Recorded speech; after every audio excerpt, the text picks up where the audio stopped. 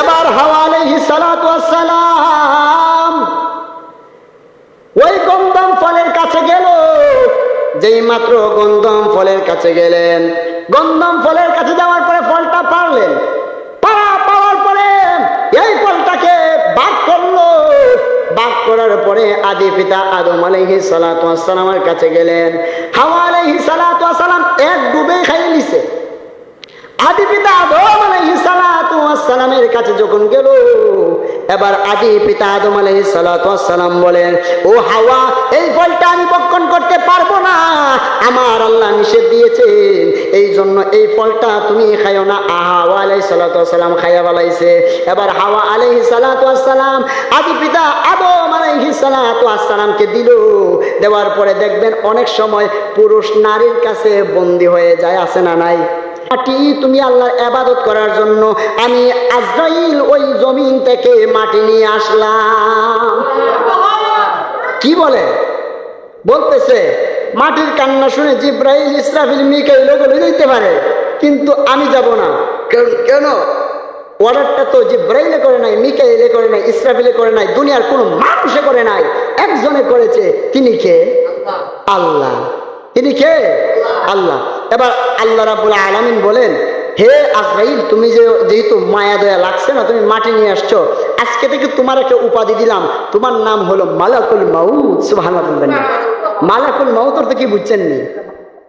জান দিয়ে কবজ করা হয়, ওনাকে বলা হয় মালাকুল মাউত, অর্থাৎ আজরাইল আলাইহিস সালাতু ওয়াস সালাম। সুবহানাল্লাহ বলবেন না? তো বলতেছে যে আজকে থেকে তোমার লকব দিলাম মালাকুল মাউত। এই আমি যে মাটি আনছি, এই মাটি দিয়ে যতগুলা মানুষ বানাবো, এই মানুষগুলার সামনে মা থাকবে, বাবা থাকবে, আত্মীয় স্বজনের অভাব নাই, কিন্তু এদের কাছ থেকে তুমি চিনা আনবা মানুষকে। বাবার কাছ থেকে মাকে নিয়ে আসবা, মার কাছ থেকে বাবাকে নিয়ে আসবা, সন্তানের কাছ থেকে পিতাকে নিয়ে আসবা, পিতার কাছ থেকে সন্তানকে নিয়ে আসবা। সকলে কান্নাকাটি করবে, তুমি তাদের কান্নার কোনো মূল্যায়ন না করে তাদের রুহটা নিয়ে আসবা। এই জন্য তোমার যেহেতু আজকে মায়া দয়া লাগে নাই, এই মাটি দিয়ে যতগুলো প্রতিনিধি বানাবো, প্রত্যেকটা প্রতিনিধির জান কবজ করার দায়িত্ব আমি আল্লাহ রাব্বুল আলামিন, তুমি আজরাইল আলাইহিস সালাতু ওয়াস সালামের কাছে দিয়ে দিলাম। সুবহানাল্লাহ বলেন না?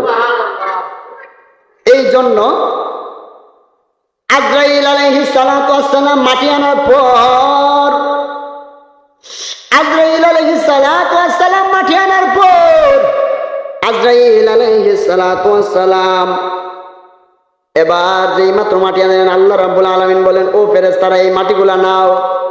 ও আল্লাহ, এই মাটি দিয়ে কি করতাম? আল্লাহ রাব্বুল আলামিন বলে, গো, এই মাটি দিয়ে তোমরা দুনিয়াতে প্রতিনিধি বানাও, মানুষ বানাও। ও আল্লাহ, কেমনে বানাবো? এবার ফেরেশতারা ওই গিরা পর্যন্ত বানাইলেন, ফেরেশতারা হাঁটু পর্যন্ত বানাইলেন, কোমর পর্যন্ত বানাইলেন, সিনা পর্যন্ত বানাইলেন, গলা পর্যন্ত বানাইলেন, কিন্তু মাথাটা বানাইতে পারে না। সব কিছু বানাইছে, পাও বানাইছে, হাঁটু বানাইছে, কোমর বানাইছে, সিনা বানাইছে, গলা বানাইছে, কিন্তু কেল্লাটা বানাইতে পারে না। এবার ফেরেশতারা ডাক দিয়া কয়, আল্লাহ, সব কিছু বানিয়েছি, আল্লাহ, আমরা তো গলাটা বানাইতে পারতেছি না।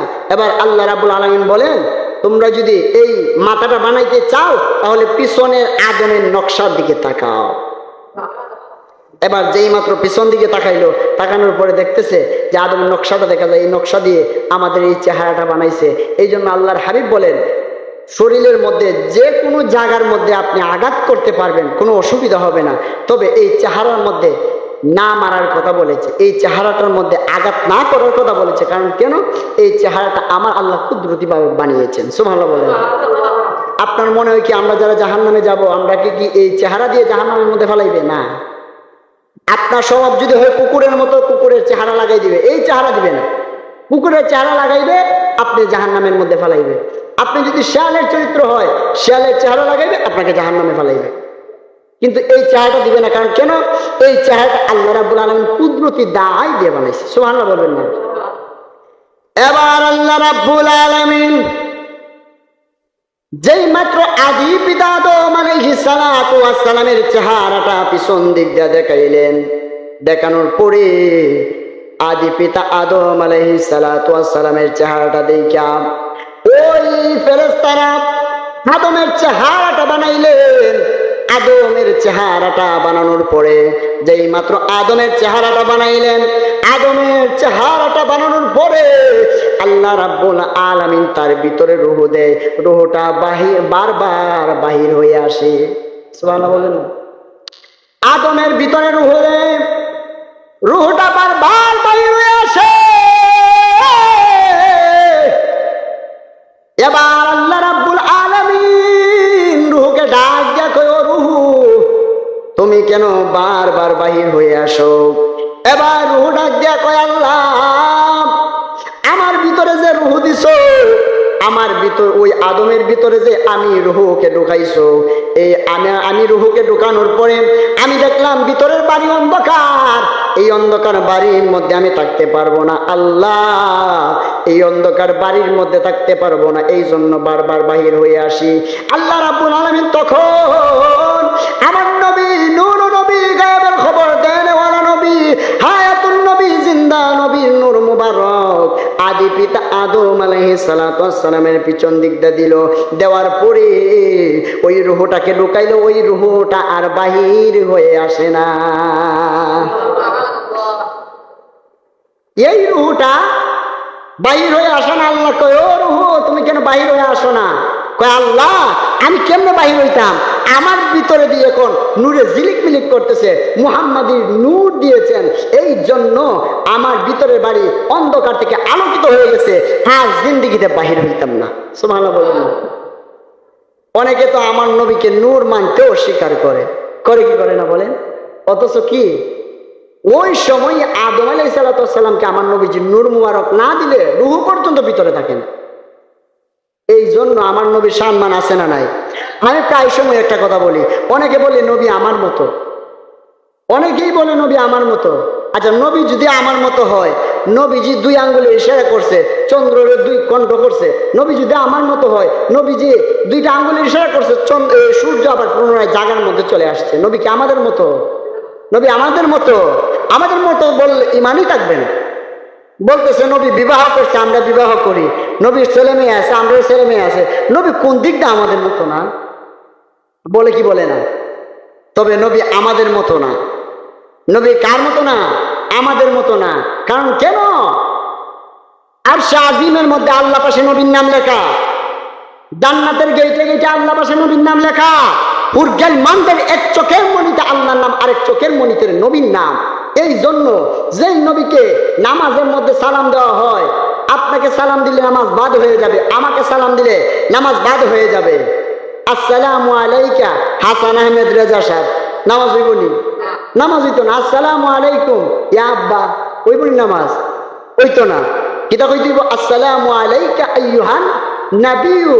এই জন্যই তো বলে নামাজের ভিতরে কাউকে সালাম দেয়া যায় না, নামাজের ভিতরে কাউকে সালাম দেয়া যায় না, নবীকে সালাম না দিলে নামাজ তোমার হয় না।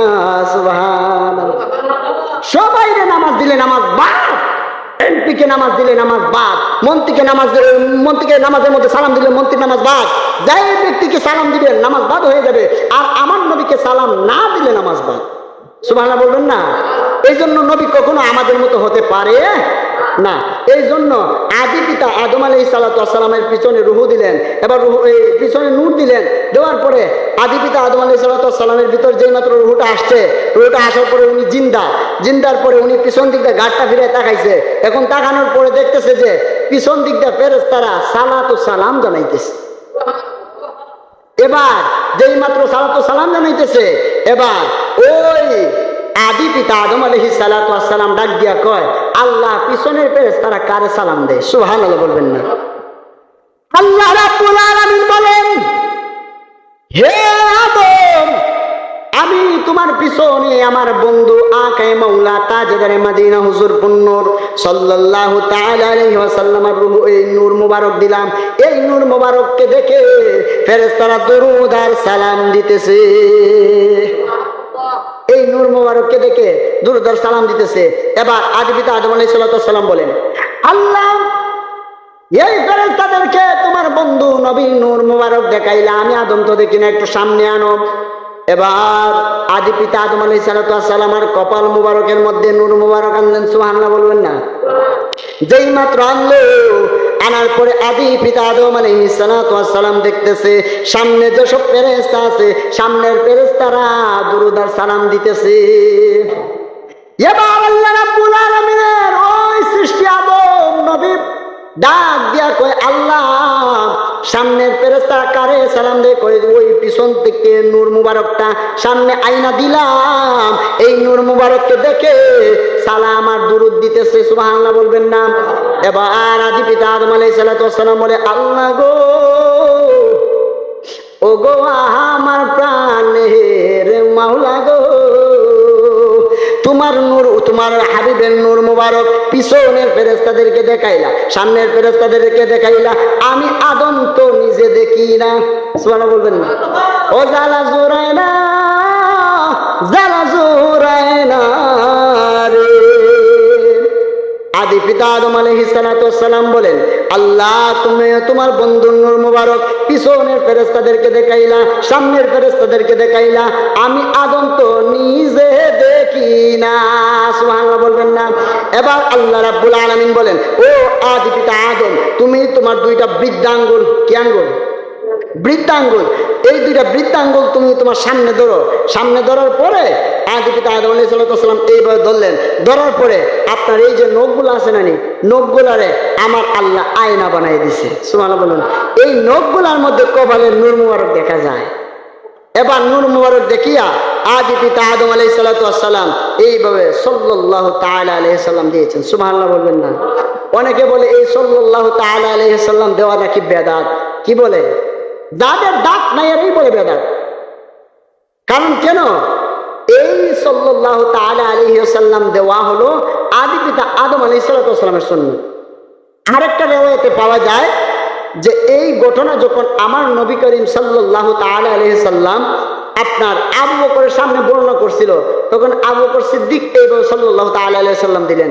দেওয়ার পরে আদি পিতা আদম আবু বকর সিদ্দিক দেওয়ার পরে আমার নবী ডাক দিয়া কয়, ও আবু বকর তুমি এখন কেন দিলা? কয়, ইয়া রাসূলুল্লাহ, আযানের মধ্যে শুনছি আশহাদু আন্না মুহাম্মাদার রাসূলুল্লাহ, এই জন্য আমি বলছি কুররাতাইনি বিকা ইয়া রাসূলুল্লাহ সাল্লাল্লাহু তাআলা আলাইহি ওয়াসাল্লাম, সুবহানাল্লাহ বলবেন না? এর মানে বোঝা যায় এই সাল্লাল্লাহু তাআলা আলাইহি সাল্লামও এই দেওয়া হলো সাহাবায়ে কেরামদের সুন্নাত, ঠিক কিনা বলেন? এই জন্য আদি পিতা আদম আলাইহিস সালাতু ওয়াস সালামকে বানানোর পরে আলাইহিস সালাতু ওয়াস সালামকে বানাইলেন। হাওয়া আলাইহিস সালাতু ওয়াস সালামকে বানানোর পরে আপনার হাওয়া এবং আপনার আদমের বিবাহ আপনার বন্ধনে আবদ্ধ। যখন হাওয়া আলাইহিস সালাতু ওয়াস সালামকে বানালেন, তখন আদি পিতা আদম আলাইহিস সালাতু ওয়াস সালাম হাওয়া আলাইহিস সালাতু ওয়াস সালামকে দেখার পরে আপনার হাতটা বাড়াইছে ধরার জন্য, সুবহানাল্লাহ বলবেন না? আল্লাহ বলেন, হে আদম, এখন তুমি থামো, এখন তুমি হাত দিও না, কারণ এই হাত দেওয়ার জন্য শর্ত আছে, তোমাকে বিবাহ করতে হবে। বিবাহ কেমনে করবো? মহরানা আদায় করো। মহরানা কি? মহরানা হলো আমার মদিনার কামলে ওয়ালার দুরুদ শরীফ 10 বার দুরুদ শরীফ পড়লে, আমার নবীর উপর 10 বার দুরুদ শরীফ পড়লে তোমার মহরানা আদায় হয়ে যাবে, সুবহানাল্লাহ বলেন না?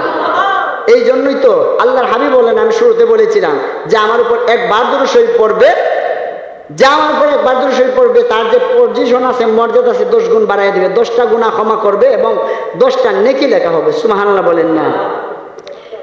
এই জন্য যেই মাত্র আদি পিতা আদম আলাইহিস সালাতু ওয়াস সালাম আপনার জান্নাতের মধ্যে ওই হাওয়া এবং আদি পিতা আদম আলাইহিস সালাতু ওয়াস সালাম বাস করতেছে, আল্লাহ রাব্বুল আলামিন বললেন, ও আদম, তোমরা সমস্ত কিছু খাইতে পারবে, সমস্ত কিছু করতে পারবে, কিন্তু এই গাছটার নিকটে যাও না, ওই গাছের ফল তোমরা ভক্ষণ করিও না। এবার আদি পিতা আদম আলাইহিস সালাতু ওয়াস সালাম কয়, আল্লাহ ঠিক আছে, ওই গাছের নিকট আমরা যাব না, ওই গাছের ফল আমরা ভক্ষণ করব না। এবার আদি পিতা আদম আলাইহিস সালাতু ওয়াস সালাম আপনার অনেক লম্বা ইতিহাস, আসলেন, আসার পরে সুন্দরভাবে জান্নাতের মধ্যে চলাফেরা করতেছে। এবার শয়তান ইবলিসে কল্পনা করতেছে তাদেরকে কিভাবে এই গন্ধম ফলটা খাওয়ানো যায়। এবার শয়তান আপনার জান্নাতের গেটের মধ্যে আসলেন, জান্নাতের ভিতরে ঢুকতে পারে না। কারণ কেন ঢুকতে পারে না? ইমানদার মুত্তাকিন ছাড়া কেউ জান্নাতে প্রবেশ করতে পারবে না, ঠিক কিনা বলেন? এই জন্য আজরাইল আপনার শয়তান আইসা আপনার গেটের মধ্যে দাঁড়ানো, সুযোগ খুঁজতেছে। এবার সুযোগ খোঁজার পরে দেখতেছে একটা ময়ূর আসতেছে।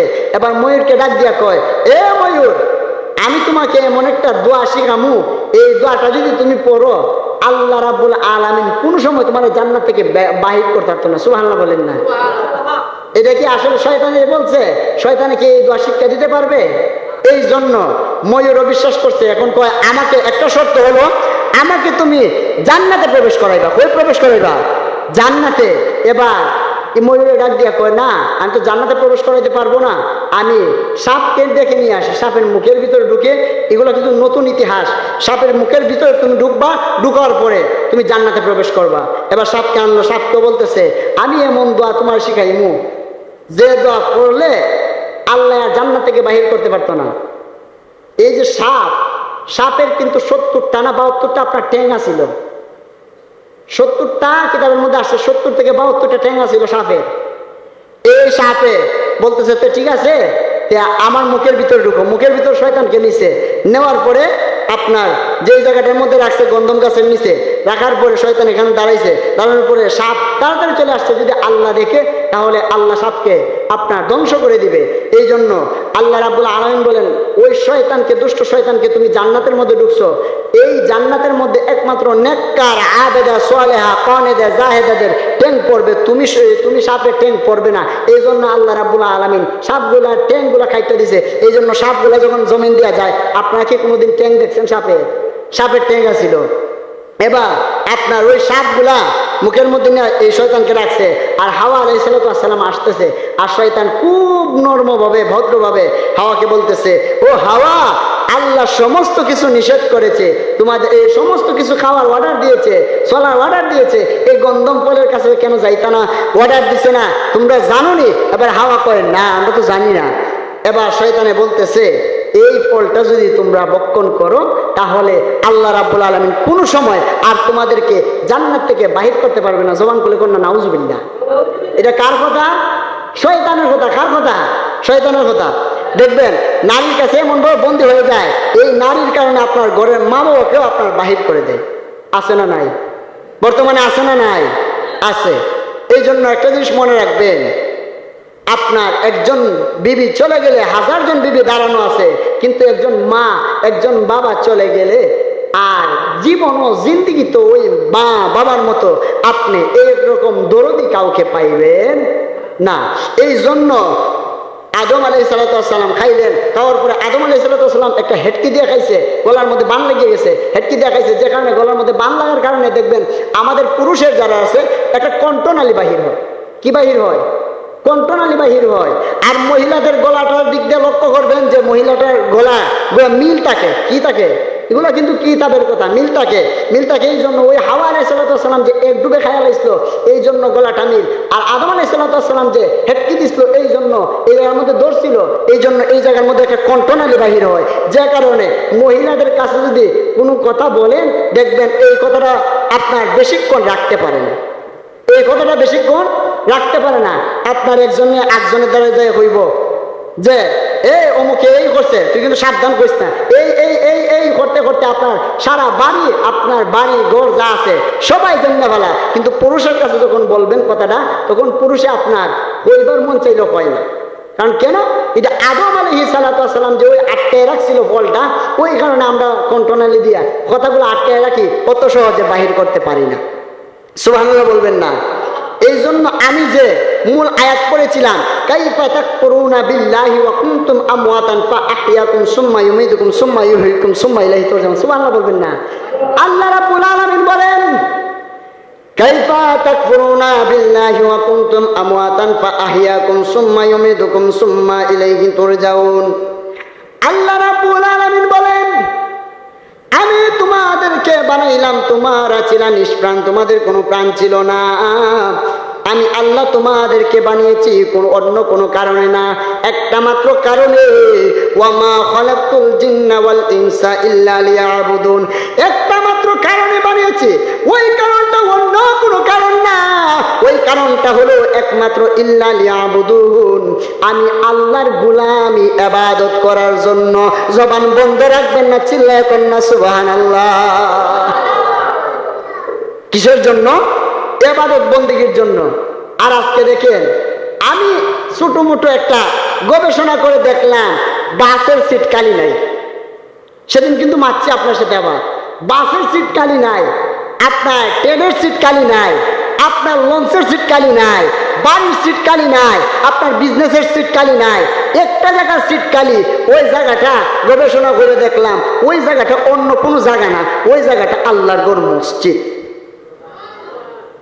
ঠিক কিনা বলেন? এই জায়গাটা কি? আল্লাহর ঘর মসজিদ। কারণ কেন দেখেন, বাসের মধ্যে উঠলো কেঞ্জা কেঞ্জি করে দাঁড়ানো লাগে, ট্রেনের মধ্যে উঠলো কেঞ্জা কেঞ্জি করে বসন লাগে, সব জায়গার মধ্যে মানুষের অভাব নাই, এই আল্লাহর ঘর মসজিদের মধ্যে মানুষের অভাব। অথচ সব জায়গা হইল নিকৃষ্ট, আল্লাহর ঘর মসজিদ হইল আপনার উৎকৃষ্ট, অর্থাৎ জান্নাতের বাগান। ঠিক কিনা বলে?